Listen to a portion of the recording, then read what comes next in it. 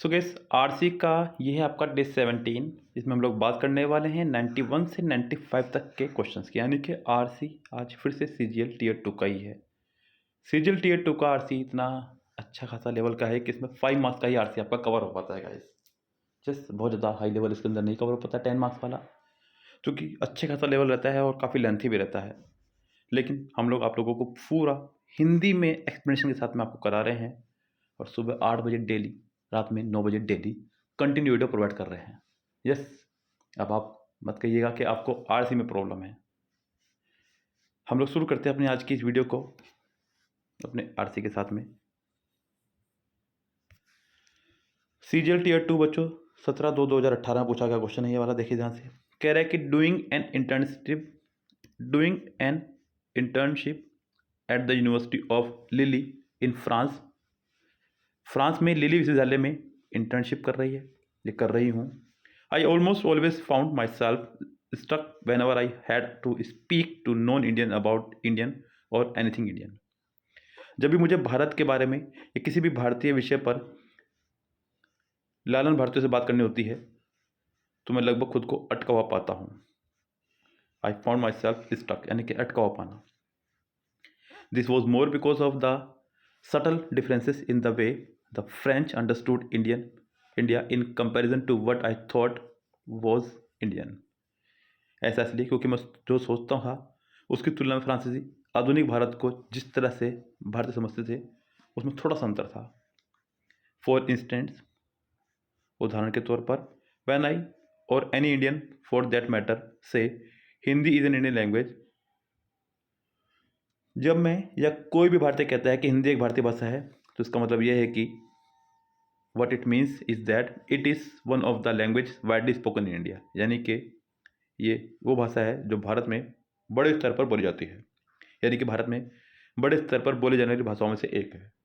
This need not be similar to the understanding that the French would have when they hear of Hindi as an Indian language.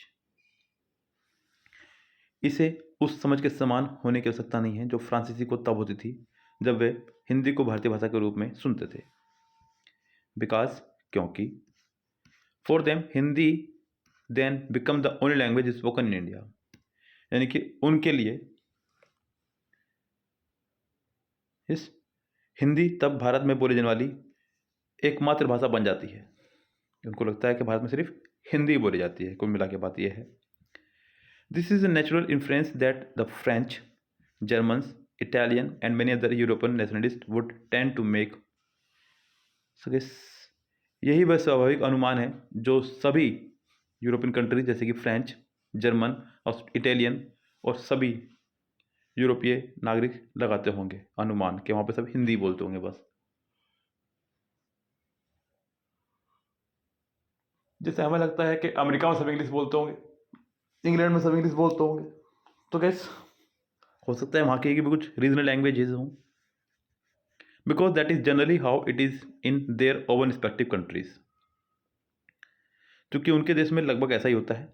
The risk of such inappropriate generalizations made about Indian is not restricted to language alone but also for India's landscape, cuisine, movies, music, climate, economic development and even political ideologies। यानी कि भारतीय के बारे में किए गए ऐसे अनुचित सामान्यीकरण को जोखिम केवल भाषा तक ही सीमित नहीं है, बल्कि कहाँ कहाँ तक है बच्चों? भारत के परिदृश्य, इंडियाज लैंडस्केप, कैसीनोस, व्यंजन, फिल्में, संगीत, जलवायु, आर्थिक विकास एंड इवन पॉलिटिकल आइडियोलॉजीज, और यहाँ तक कि राजनीतिक विचारधाराओं के लिए भी।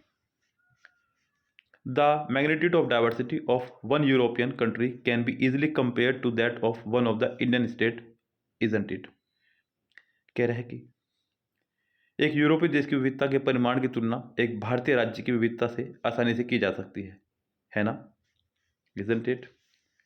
Can they imagine that India is one country whose diversity can be equated to that of the entire European continent?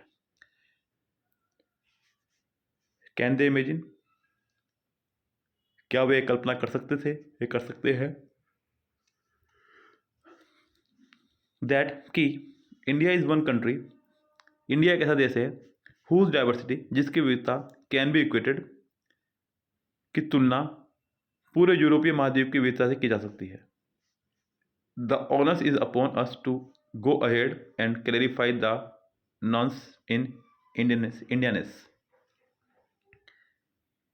बातचीत के दौरान आगे बढ़ने और भारतीयता की बारीकियों को स्पष्ट करने का दायित्व हम पर है।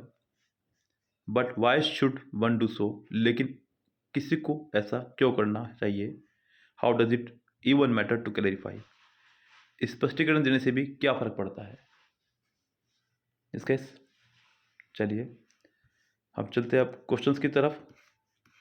कह रहे कि why do some French people think that Hindi is the only Indian language, क्यों कुछ फ्रांसीसी को लगता है कि हिंदी एकमात्र भारतीय भाषा है, यानी कि भारत की भाषा सिर्फ हिंदी है एकमात्र, ऐसा उनको क्यों लगता है? Because that is the way is the most European countries, क्योंकि अधिकांश यूरोपीय देशों में यही तरीका है। That is what is being taught to them, उन्हें यही सिखाया जा रहा है। They know India is also called as Hindustan, तो people there must speak only Hindi. वे जानते हैं कि भारत को हिंदुस्तान भी कहा जाता है, इसलिए वहाँ के लोग सिर्फ हिंदी बोलते होंगे। As most Indian they meet speak Hindi, यानी जितने भी इंडियन से वो मिले वो सब हिंदी बोलते हैं। इस वजह से देखिए गैस, जहाँ पर जिक्र हो रहा है चीज़ों का उसी से बात करेंगे आप लोग। यहाँ पर अगर मैं बात करूँ क्वेश्चंस की, तो इन सब चीज़ों का जिक्र यहाँ पर कहीं नहीं हुआ है। जिक्र हुआ है because that is the way in most European countries, क्योंकि यही तरीका मोस्ट यूरोपियन कंट्रीज का भी है। तो यहाँ पर इसका आंसर हो जाएगा आपका करेक्ट आंसर पहला। The writer was working at A university in which country, writer एक विद्यालय में कार्यरत था, वो किस कंट्री में थी? ये तो जिक्र गए पहली लाइन में आपका हुआ है बिल्कुल just. During an internship at the university of a little in France I almost found my self, यहाँ पर वर्किंग में तो है नहीं आपका, तो फ्रांस में था यहाँ पे, ये रहा नहीं, यहाँ तो जर्मन सबकी बात आ रही है।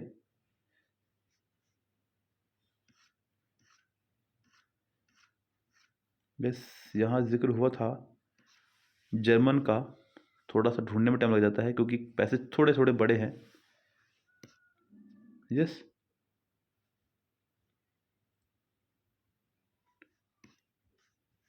चलिए कोई बात नहीं, यहाँ पर आपका आंसर हो जाएगा gas Germany, correct, second option हो जाएगा इसका आंसर।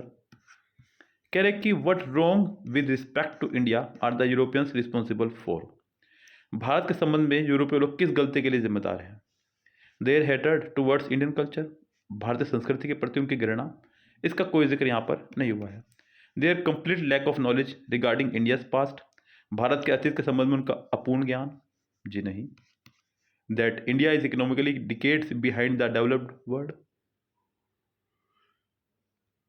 भारत आर्थिक रूप से विकसित देशों से 10 साल पीछे है, इसका भी जिक्र नहीं हुआ। देयर इनएप्रोप्रिएट जनरलाइजेशंस, उनके अनुचित सामान्यीकरण, इसका जिक्र इसमें हुआ है।